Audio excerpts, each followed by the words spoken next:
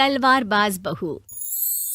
बचपन का शौक समझ निक्की के घर वाले उसका एडमिशन फेंसिंग कोचिंग में करा तो देते हैं, पर कुछ सालों बाद वही शौक जब उसका जुनून और सपना बन जाता है तो सब उसके खिलाफ हो जाते हैं। और लड़की के हाथ में तलवार दो ना, अब मैडम तलवारबाज बनना चाहती है। बच्ची का शौक समझ दाखिला करवा दिया, क्या पता था ये सब देखना पड़ेगा। अरे बहुत हो गई तलवारबाजी, आज से तू सिर्फ रसोई और बेलन देखेगी। पर मम्मी पापा, फेंसिंग भी फुटबॉल और क्रिकेट की तरह एक स्पोर्ट है। थोड़ी और प्रैक्टिस के बाद मुझे स्टेट, फिर नेशनल और फिर इंटरनेशनल खेलने का मौका भी मिल सकता है। निक्की की बात से भड़के हुए घर वाले आगे कुछ सुने या समझे बिना उसके घर में रहने का ऐलान कर देते हैं, जिसके कुछ हफ्तों बाद निक्की की आयुष के साथ शादी हो जाती है।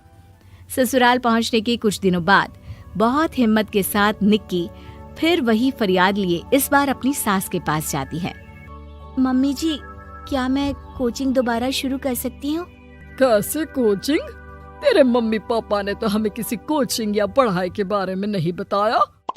वो पढ़ाई नहीं, फेंसिंग की कोचिंग है। और देख, अपने अंग्रेजी के बड़े बड़े शब्द ना मुझसे ना बोला कर, सीधे सीधे बता कि ये फेंसिंग है क्या। मम्मी पापा के साथ अपने एक्सपीरियंस के बाद निक्की कोई रिस्क ना लेते हुए सास से झूठ बोल मंजूरी ले लेती है, और इसी के साथ निक्की के सपनों की दुनिया शुरू हो जाती है, जिसमें अब वो सुबह उठ जल्दी जल्दी घर का सारा काम खत्म करके ज्यादा से ज्यादा समय अपनी फेंसिंग प्रैक्टिस में बिताने लगती है। इसी तरह महीने बीत जाते हैं। वाओ, आई कांट बिलीव, जो सपना एक बार नामुमकिन लग रहा था, आज मैं उससे सिर्फ 2 हफ्ते दूर हूँ। निक्की, तुम बहुत अच्छा कर रही हो, बस अपने फॉर्म को खराब मत होने देना, और नेशनल्स का मेडल तुम्हारे गले में आना पक्का है। इस बात को सुनकर निक्की नेशनल गेम की खुशी में झूमती हुई जैसे ही उस शाम घर पहुंचती है तो आयुष को पैर में प्लास्टर के साथ सोफे पर बैठा देख परेशान हो जाती है। ये क्या, कैसे हुआ? किसी ने मुझे फोन क्यों नहीं किया?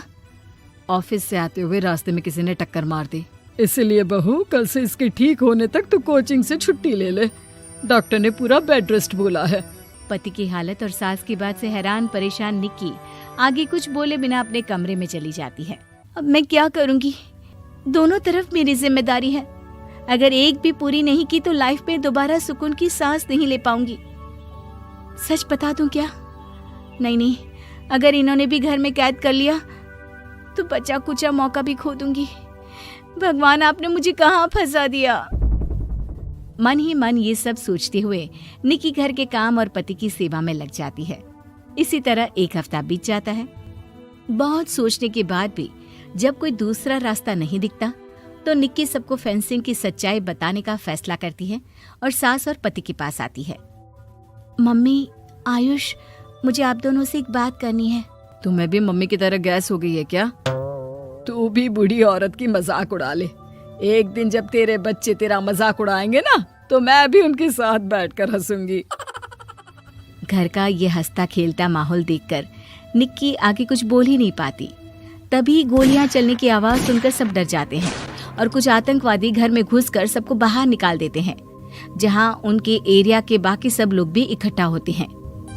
कोई किसी भी तरह के होशियारी नहीं करेगा, हमें बस कुछ समय के लिए चुप रहने की जगह चाहिए, इसलिए अगर तमीज में रहोगे तो जिंदा बच जाओगे, और अगर मरने का ज्यादा मन हो तो अपना सीआईडी वाला दिमाग चला सकते हो।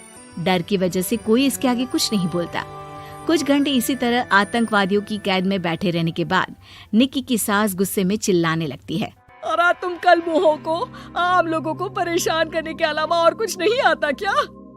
मैं कहती हूँ, अरे एक एक को मेरी बद्दुआ लगेगी, कोई जिंदा नहीं बचेगा। ये अब क्या कर रही हो मम्मी? सॉरी, वो परेशान हो गई इसलिए कुछ भी बोल दिया। प्लीज इन्हें छोड़ दीजिए, अब कुछ नहीं बोलेंगी। अरे तू डरपोक की तरह इनसे माफी मांग रहा है, कुछ तो अपने पापा के गुण ले लेता। अगर आज वो यहाँ होते तो इतनी देर में सबका गला काट चुके होते। क्या मतलब? नहीं मम्मी, प्लीज दोबारा वही सब शुरू मत करना। आखिर कोई मुझे भी बताएगा कि बात क्या है। तेरे ससुर जी अपने समय के सबसे बेहतरीन और उम्दा तलवारबाज थे। कोई कितनी भी बड़ी बंदूक या कितने भी ज्यादा हथियारों के साथ उनके सामने क्यों ना आ जाए, सबको एक एक करके चित कर देते थे। वाह, ससुर जी और क्या क्या करते थे? निक्की का इंटरेस्ट देख सास उसे ससुर जी और उनकी तलवारबाजी की कहानियां सुनाने लगती है, जिन्हें बहुत देर तक सुनने के बाद अपने आप को रोक ना पाते हुए निक्की आखिर उनसे तलवार के बारे में पूछ ही लेती है। मम्मी जी, क्या पापा जी की वो तलवार आज भी आपके पास है? अरे इन्होंने अपने बेटे से ज्यादा उस तलवार से प्यार किया है तो फेंक कैसे देती, संदूक में संभाल कर रखी है। आयुष की बात सुन निक्की की आंखें चमक उठती हैं और वो सब कुछ भूल तलवार निकालने की बात कर बैठती है, जिसे सुन बाकी दोनों की आंखें फट जाती हैं। क्या बोला, जरा फिर से बोल। क्या कहानियां सुनकर तुम भी अपने आप को झांसी की रानी समझने लगी? यही समझ लो कि तुमने झांसी की रानी के साथ ही शादी की है। ओ मोहतरमा, जरा सपनों की दुनिया से बाहर निकल आओ और शांति से बैठ जाओ, आई बड़ी झांसी की रानी बनेगी।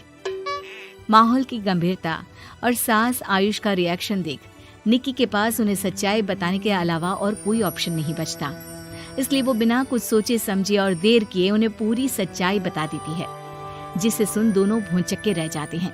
और इसी के साथ अगले हफ्ते मुझे नेशनल्स खेलने का भी मौका मिला है, भरोसा कीजिए मैं कर सकती हूँ। निक्की की बातों से अभी तक सदमे में बैठे आयुष और सास उनकी तबीयत खराब होने का बहाना बनाते हैं और दवाइयाँ लाने के बहाने घर के अंदर जाने की बात करते हैं, जिस पर एक आतंकवादी भी उनके साथ घर के अंदर जाता है। निक्की दवाइयाँ लेने के बाद बाथरूम का बहाना बनाकर सास के कमरे में पहुंच जाती है। अब क्या बाथरूम भी साथ चलोगे? यहीं कमरे में रुको। 5 मिनट में बाहर नहीं आई तो अंदर आकर सारी गालियां सिर में उतार दूंगा। निक्की बाथरूम के अंदर चली जाती है। अब क्या करूं? तलवार कैसे निकालूं? मुझे किसी भी तरह इससे छुटकारा पाना होगा।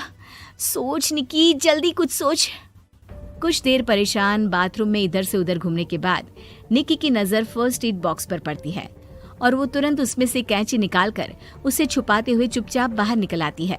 हो गया तुम्हारा सारा नाटक खत्म, अब चुपचाप ये दवाइयाँ उठाकर बाहर चलो। ऐसा बोलकर जैसे ही आतंकवादी मुड़ता है, निक्की तुरंत उसकी गर्दन पर कैंची से वार कर देती है और उसकी बंदूक हाथ में लिए संदूक से तलवार निकालने लगती है, जिसकी कुछ देर बाद वो घर के पीछे वाली खिड़की से बाहर निकलकर छुपकर एक एक करके सब आतंकवादियों पर वार करके उन्हें घायल कर देती है। अब सारे पब्लिक की कैद में आ जाते हैं। ये सब देखकर आयुष और सास के साथ सारे लोग दंग रह जाते हैं। सास का सर गर्व से ऊंचा हो जाता है। मेरी बहू सिर्फ नेशनल्स नहीं, इंटरनेशनल भी खेलेगी। हाँ।